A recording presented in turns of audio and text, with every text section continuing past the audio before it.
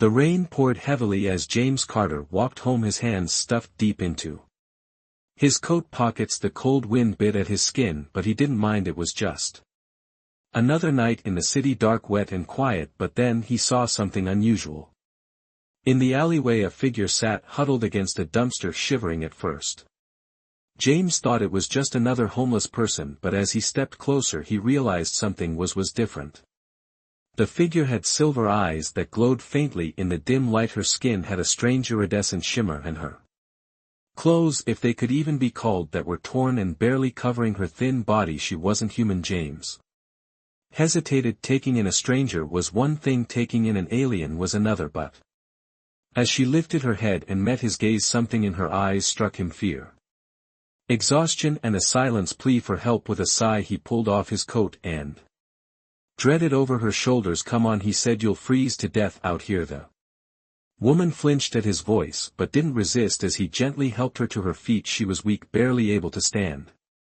James wasn't sure if it was hunger, cold, or something else entirely, but she needed help. He led her through the streets, ignoring the curious glances of a few passers-by. Most people were too busy with their own lives to care about a man taking a strange-looking woman home. By the time they reached his small house she was leaning heavily against him. James unlocked the door and guided her inside. The moment they stepped in, the woman's silver eyes widened in shock. She turned in slow circles, looking around as if she had never seen anything like it before. Her gaze lingered on the warm glow of the ceiling lights, the wooden furniture, the soft couch, and even the small kitchen tucked in the corner. She reached out hesitantly, running her fingers over the fabric of the couch. Her touch was light, almost reverent. Then she turned to James, her eyes filled with wonder. "You made this?" she asked, her voice soft and uncertain. James raised an eyebrow. "The house? No, I just live here." She shook her head. "Not just house, this, all of this."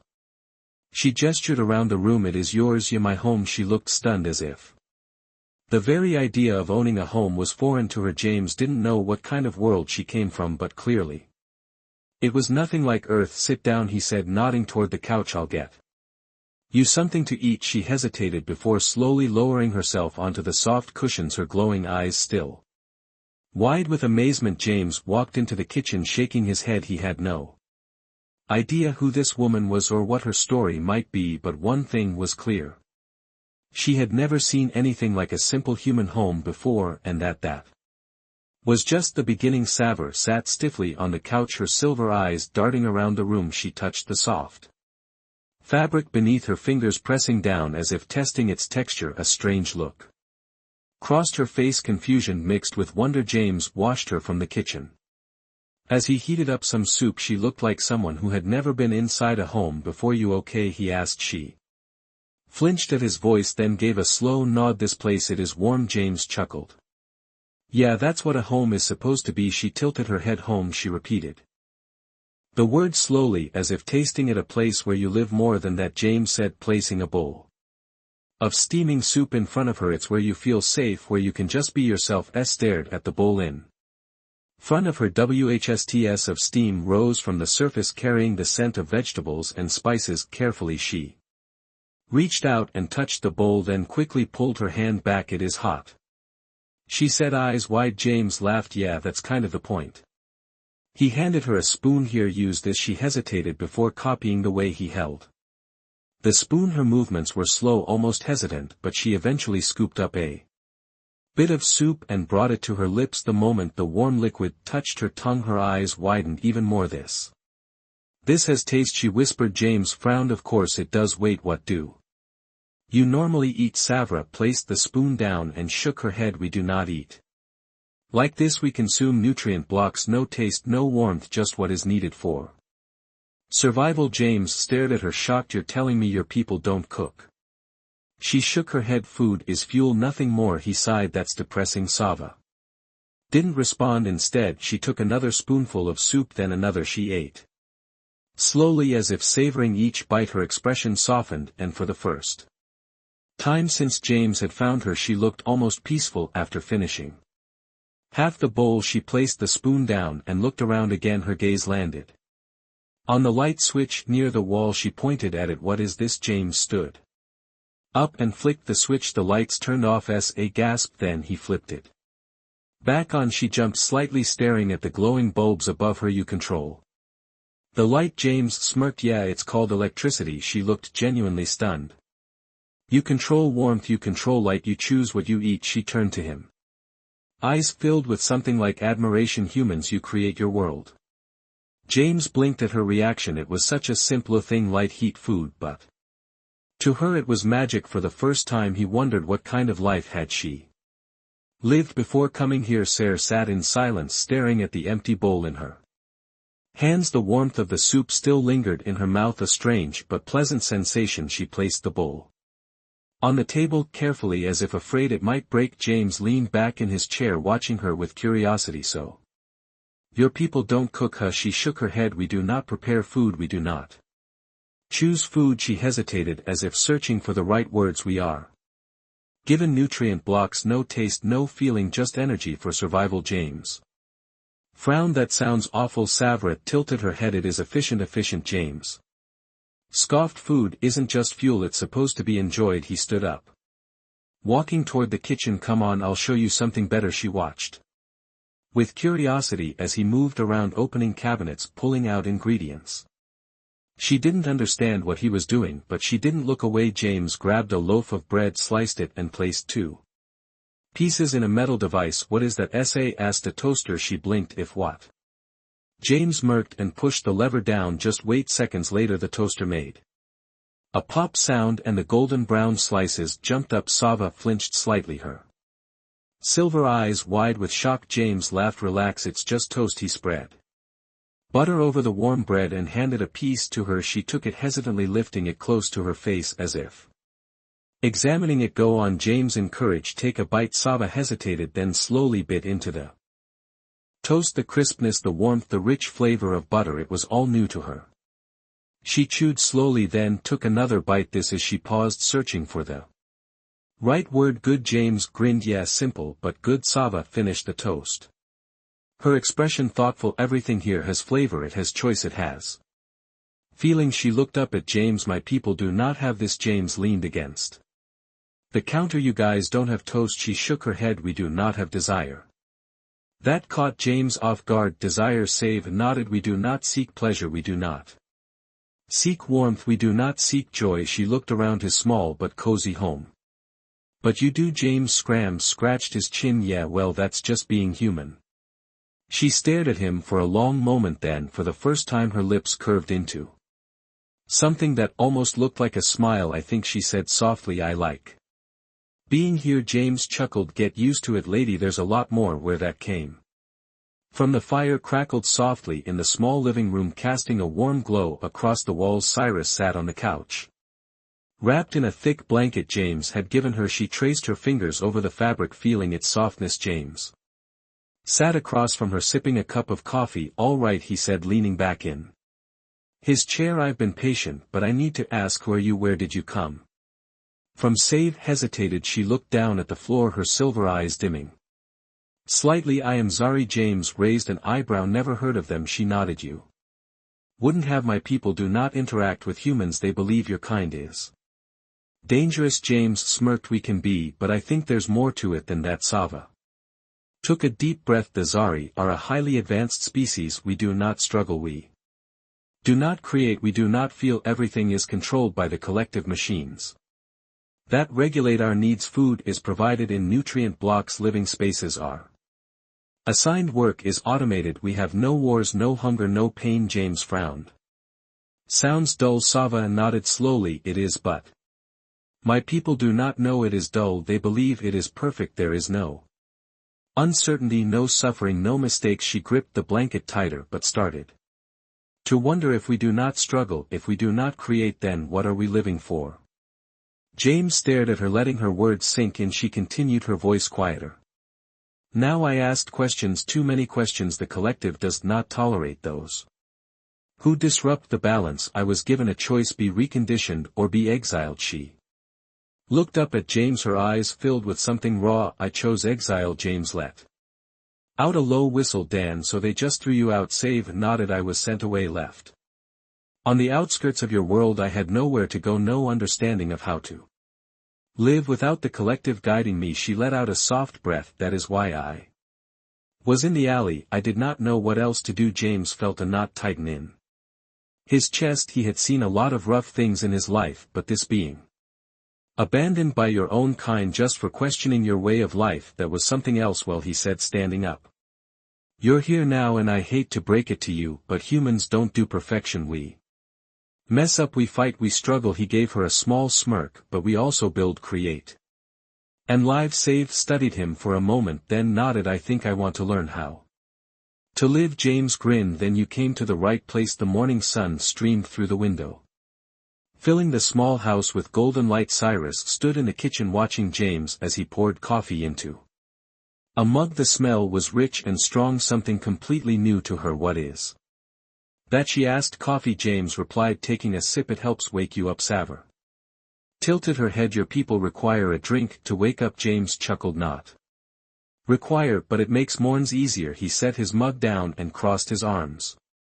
All right, today I'm going to teach you something useful. Savor silver eyes brighten. Teach me. James nodded and gestured toward the small tool set on the counter. Ever used a wrench before? She stared at the metal tool, clearly confused. No, well, today's your lucky day. He led her outside where his old truck sat in the driveway. He opened the hood, revealing the engine inside. This beast needs a little fixing. You're going to help me? Savra hesitated. But I do not know how. James picked up the wrench and handed it to her. Then you'll learn. She held the tool awkwardly, as if unsure of its purpose. My people do not do manual labor, she said. Machines repair themselves. James smirked. Yeah, well, humans like to get our hands dirty. He pointed at a loose bolt. Try tightening that. Svera knelt beside the truck and carefully placed the wrench over the bolt. She turned it, but it slipped from her grip. She tried again, this time using more force, but it wouldn't budge. Frustration flickered across her face. James watched patiently. It's all right, try again. She clenched her jaw and tried once more. With effort the bolt finally turned. Cir's eyes widened. I did it. James grinned. Yeah, you did. She looked at the wrench in her hands, then at the fixed bolt. I changed something. That's how we do things, James said. We fix, we build, we fail, and then we try again. Savor stood up, her expression thoughtful. In my world, mistakes are not allowed. Everything must be perfect. She looked at the truck, then at James. But here failure is part of learning. James nodded. Dan right, it is. Sava let out a slow breath. Then I want to learn more. James clapped her on the shoulder. Good, because I got plenty to teach. As the morning passed, Sarah kept practicing making mistakes and correcting them. Each time she succeeded, her confidence grew. By the time they finished, she was smiling, truly smiling. For the first time in her life she understood something her people never could. Perfection wasn't the goal, growth was. That evening James and SC sat in the living room, the soft hum of the radio filling the space. James was flipping through channels trying to find something decent to listen to. Saa, wrapped in her blanket, watched him curiously. You humans enjoy sound, she asked. James smirked. You mean music? Oh yeah, it's a big part of life. He stopped. On a rock station a guitar riff blasted through the speakers, followed by a deep, powerful voice singing about love and loss. Sava flinched at the intensity. This is loud, she said, eyes wide. James laughed. Yeah, it's supposed to be music. Makes you feel something. Save frowned. Feel what? James leaned back. Depends on the song. Some make you happy, some make you sad, some make you want to punch a wall. He grinned. This one, it's about heartbreak. Sava tilted her head. Heart break, you know, losing someone you care about. She was silent for a long time. Then she whispered, my people do not experience heartbreak. James gave her a questioning look. What, you guys don't fall in love? No, she said simply, there is no love, no bonds, no attachment. The collective assigns partners only for reproduction. There is no emotion involved. James let out a low whistle. Damn, that's cold. Sava looked down at her hands. I did not understand what I was missing. Not until I saw your world. Your people feel so much. She looked up, meeting his gaze. Even pain, even sorrow, but still you choose to live. James nodded, because feeling something, even pain, is better than feeling nothing at all. She seemed to process his words, then hesitantly she asked, have you felt heartbreak? James exhaled, staring at the ceiling. Yeah, once. Savor Studied him. Did it hurt? James let out a dry chuckle. Like hell, she thought for a moment, then softly she said, I think I would rather feel pain than nothing. James smiled. That means you're more human than you think. For the first time, Sa felt something warm inside her chest, something new, something real, and for the first time in her life she didn't feel alone. The next morning James found Severa standing outside watching the sunrise. The golden light painted the sky in shades of orange and pink, and a gentle breeze rustled through the trees. She stood still as if mesmerized by the sight. You're up early, James said, stepping beside her with a cup of coffee in hand. Severa didn't look away from the horizon. I have never seen this before. James raised an eyebrow. The sunrise, she nodded. On my world the sky is always gray. The collective controls the environment. There is no sunrise, no sunset, no changing season. She glanced at him. Your world is alive. James sipped his coffee, then grinned. Yeah, it has a habit of surprising you. Sava turned fully toward him, her silver eyes thoughtful. James, what does it mean to be free? James exhaled, setting his cup down on the porch railing. That's a big question I want to understand, she said firmly. My people say freedom is dangerous, that it leads to chaos. James smirked. It can. Freedom means making your own choices. Sometimes you make bad ones, and yeah, things can go wrong, but it also means you get to decide who you are. Sava frowned. But what if someone makes the wrong choice? James shrugged. Then they learn and they try again. He looked at her seriously. You want to know what real freedom is? It's the right to fail, to struggle, to grow. It's not about perfection, it's about living on your own terms. Syv absorbed his words in silence. Then slowly she said, my people are not free, they have no choices. No failures. She looked at her hands. No growth. James leaned against the railing. Maybe that's why you left. She met his gaze. I did not choose to leave, I was cast out. James shook his head. Maybe, but deep down I think you were already different. You wanted more. He gestured toward the sunrise. And now you have it. Sa turned back to the horizon, watching as the sun climbed higher. A small smile tugged at her lips. I think, she said softly, I am beginning to understand.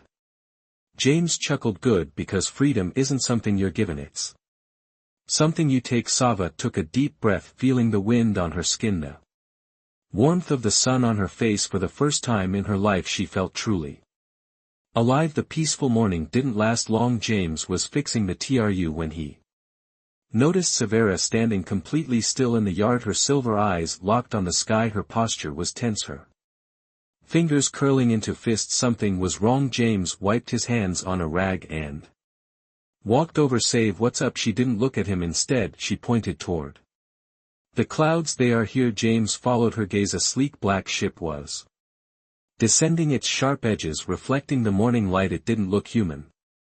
Friends of yours? James asked, already guessing the answer. Save's voice was quiet but firm. No. James frowned. Let me guess, your people. She nodded. The collective does not allow defectors. The ship hovered above the ground, silent and menacing. A soft hum filled the air as a door on its side slid open. 3 figures stepped out, clad in smooth metallic armor. Their faces were hidden behind featureless helmets, their movements unnervingly precise. James clenched his jaw. They don't look friendly. One of the armored figures spoke, their voice cold and emotionless. Sa of the Zari, you will return with us. Savra stood her ground. I will not. The figure tilted its head slightly. You do not have a choice. James stepped forward, standing beside her. Oh, I love that line, he said sarcastically. Real original. The collective soldier ignored him. You belong to us. Save you were created for the collective. Your exile was an error. It will be corrected. Save's hands trembled, but her voice was steady. No, I have learned, I have grown, I am free. The soldier took a step closer. Freedom is an illusion. James chuckled darkly. Yeah, tell that to my shotgun. The soldiers turned toward him as he casually lifted his weapon from the truck. He didn't aim it yet, but the message was clear. This is not your concern, human. The soldier stated. James scoffed. You show up uninvited, threaten my friend, and expect me to just walk away? Sorry, but that's not how we do things around here. Sava looked at James, then at the soldiers. She had been afraid of this moment, of being dragged back into a life of control, but now as she stood beside James she realized Something she wasn't alone anymore. Taking a deep breath, she straightened her back and spoke with confidence. I choose to stay. The lead soldier hesitated for a brief second, then raised a hand. Then you will be forced to comply. James smirked, cocking his shotgun. Well, he said, you can try. The air grew tense. The standoff had begun, and for the first time in her life Sava was ready to fight for her freedom. The air crackled with tension. The three armored soldiers stood rigid, their featureless helmets hiding whatever thoughts they had. The lead soldier raised the sleek glowing weapon, pointing it directly at "You will not resist," the soldier said in a flat, emotionless voice. James chuckled and took a step forward, shotgun resting casually in his hand. "See, that's where you're wrong." Before the soldier could react, James moved. He swung the shotgun up and fired. The blast echoed through the yard, sending the lead soldier stumbling backward. Sparks flew from his armor, but he didn't fall. "They've got shields," James shouted, pumping another